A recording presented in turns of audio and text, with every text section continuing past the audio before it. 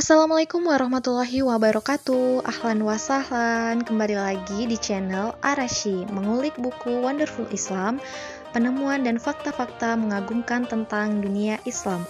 Alhamdulillah, kita masih diberikan kesehatan dan kesempatan yang pada kali ini kita masih di bagian ke-1, yaitu tentang 21 penemuan fenomenal umat muslim di bidang teknologi dan sains.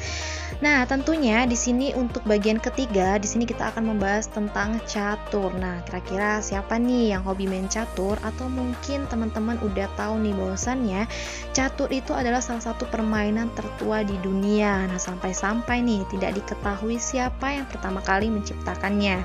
Nah, dari sebuah puisi Persia yang dibuat tahun 600 Masehi, permainan ini diketahui datang ke Persia itu melalui India. Nah, ketika bangsa Moor ini menyebarkan Islam ke Spanyol pada abad ke-8 Masehi, catur ini mulai menyebar ke daratan Eropa hingga tiba di Jerman, Italia, Belanda, Inggris, Irlandia, dan Rusia. Dahulu, permainan ini bernama Caturaga yang artinya 4 badan atau 4 bagian. Nah, bidak-bidaknya ini terdiri dari 5 prajurit, yaitu 3 prajurit berkuda, 1 kereta, dan 1 gajah.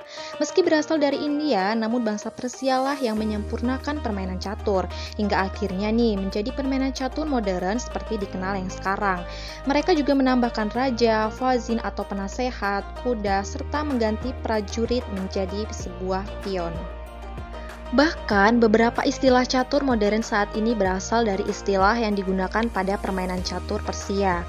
Banyak juga istilah catur di Indonesia yang memiliki perbedaan dengan terjemahan bahasa Inggrisnya. Nah, kemungkinan besar nih, hal ini disebabkan karena dunia barat mengadaptasi istilah tersebut, sementara Indonesia hanya menerjemahkannya secara literal.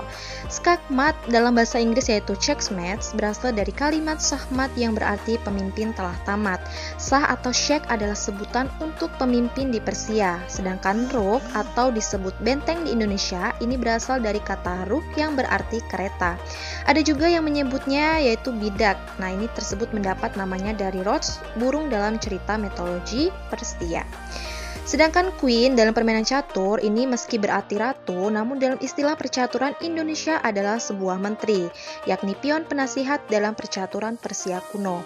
Nah, bidak gajah ini memiliki cerita menarik. Nah, mengapa bidak ini bernama Bishop bukan Elpan? Ini karena saat permainan ini mulai menyebar ke Eropa melalui Spanyol yang saat itu berada dalam kekuasaan Islam.